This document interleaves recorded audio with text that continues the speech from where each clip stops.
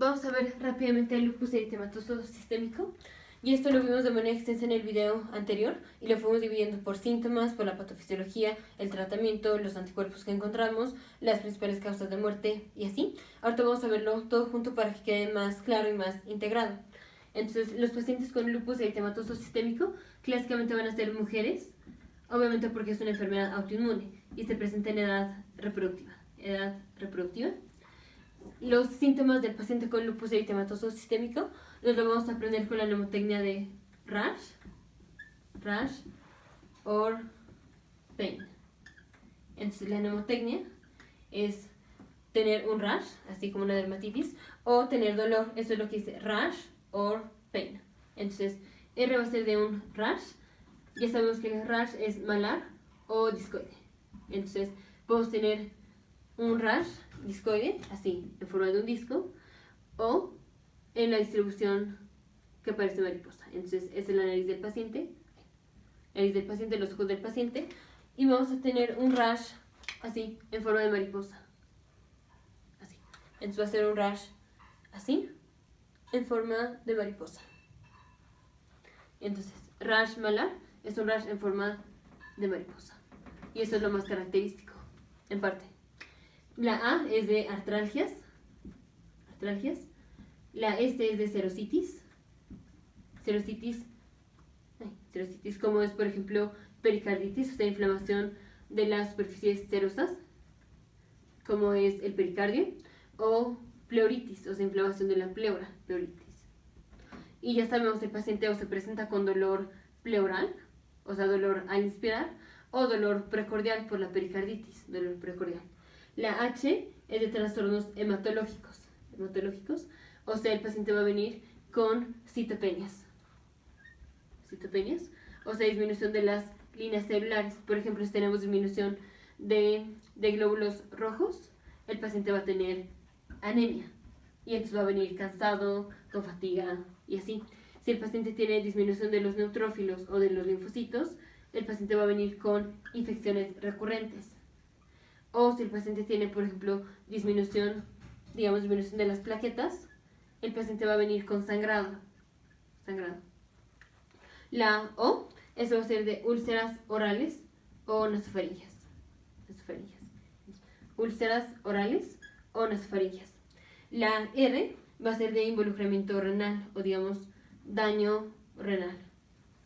La P, esto va a ser de fotosensibilidad, porque en inglés fotosensibilidad se escribe con pH, entonces fotosensibilidad. O sea, el paciente, este rash que tiene, se le va a marcar más cuando se exponga al sol, entonces fotosensibilidad. La siguiente A, esto va a ser de anticuerpos antinucleares. Ahorita más adelante vemos que son anticuerpos antinucleares. La I es de inmune, o sea, igual anticuerpos, ya sean antinucleares o en contra de la doble cadena de DNA o en contra de la proteína SM. Ahorita afinamos esto. Y la N va a ser de trastornos neurológicos. Como es, por ejemplo, que el paciente tenga psicosis, o que el paciente tenga convulsiones.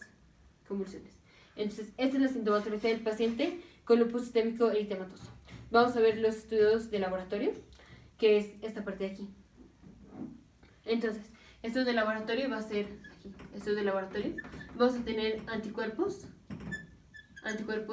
en contra de los neutrófilos, o sea, en contra de un tipo de células que son los neutrófilos.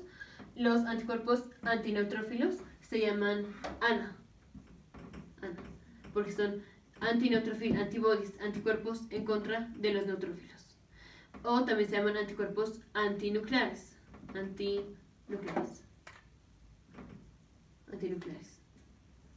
O los pacientes pueden tener anticuerpos en contra de una proteína que se llama SM, entonces anti-SM. O pueden tener anticuerpos en contra anti-RO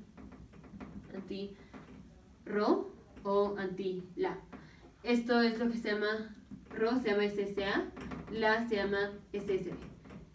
Esto se ve más clásicamente en el paciente que tiene síndrome de Sjögren, pero también los pacientes que tienen lupus pueden tener esto. Entonces, SSA es Sjögren Syndrome A, Sjögren Syndrome B, o sea, el antígeno SSB, antígeno SSA. Esto ya está más específico en el video de síndrome de Sjögren. Entonces, clásicamente el paciente puede tener esto, puede tener otros anticuerpos, pero eso lo vamos a ir viendo más adelante. Entonces, ya el paciente, y me faltó anticuerpos en contra de la doble cadena de DNA, anti-double stranded DNA, anticuerpos en contra de la doble cadena de DNA. Estos son los estudios de laboratorio. ¿Por qué el paciente va a venir con estas características o por qué sea? ¿Cuál es la patofisiología? La patofisiología es que tenemos anticuerpos en contra de la doble cadena de DNA. O sea, aquí está la inmunoglobulina. Y vamos a tener anticuerpos en contra, así, de la doble cadena de DNA. Ya lo vimos en un video anterior, cómo es que tenemos anticuerpos en contra de la doble cadena de DNA. Eso sí lo vimos en el video anterior, esto sí ya no lo voy a poner aquí, porque si no se va a alargar mucho el video. Y esto es un video de repaso. Ya está en el video anterior, cómo sea esto. Seguimos con los estudios de laboratorio. Ya vimos esto. Entonces, tratamiento para los pacientes con lupus sistémico eritematoso. Clásicamente va a ser prevenir o, digamos, evitar la exposición al sol. Y para la recurrencia, o sea, cuando el paciente recurre en sus síntomas, le vamos a dar glucocorticoides. Ya si son muy severos los síntomas y el paciente no mejora, pues damos otras terapias inmunosupresoras.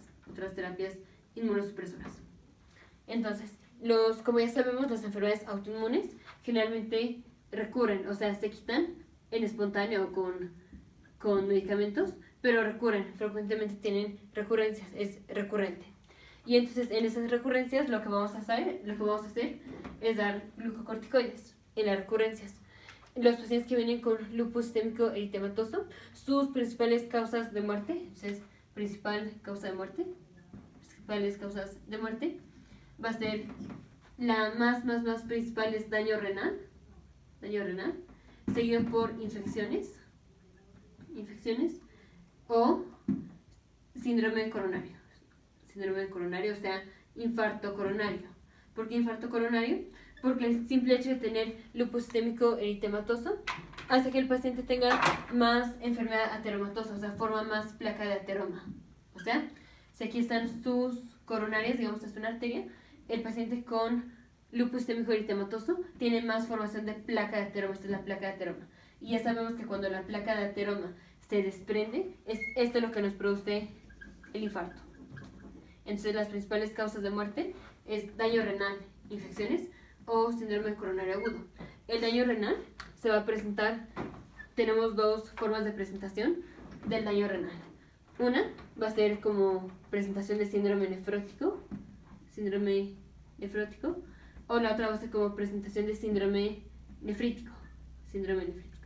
Si el paciente con lupus se presenta como síndrome nefrótico, el paciente se va a presentar con proteinuria. Y ya sabemos que tenemos varios tipos de síndrome nefrótico. El tipo de síndrome nefrótico con el que el paciente con lupus se va a presentar va a ser glomerulonefritis membranosa o nefropatía membranosa o glomerulonefritis membranosa. Si el paciente con lupus, su daño renal se presenta como síndrome nefrítico, el tipo de síndrome nefrítico que van a desarrollar estos pacientes se llama lupus nefritis, y esto se presenta como la glomerulonefritis progresiva rápida. O sea, rápidamente van a tener daño renal, o sea, rápidamente vamos a ver un aumento de la creatinina y un aumento del nitrógeno ureico, o sea, un aumento del nitrógeno ureico. Estos pacientes, los pacientes que tienen lupus eritematoso sistémico, si tienen el lupus inducido por medicamento, aparte vamos a encontrar anticuerpos en contra de las histonas. Entonces, el lupus se puede dar de forma natural, en donde esto es lo que encontramos, estos estudios de laboratorio. Pero si el paciente tiene lupus inducido por medicamentos, aparte vamos a encontrar anticuerpos en contra de las histonas. O sea, el DNA, aquí está el DNA se enrolla en ciertas moléculas, en ciertas proteínas que son las histonas. Y el conjunto de proteínas que son las histonas y el DNA, al enrollarse, forman los cromosomas. los pacientes que tienen lupus inducido por medicamento, o sea que porque les dimos un medicamento les da lupus, esos pacientes tienen anticuerpos en contra de estas proteínas. Entonces aquí está el anticuerpo en contra de la histona.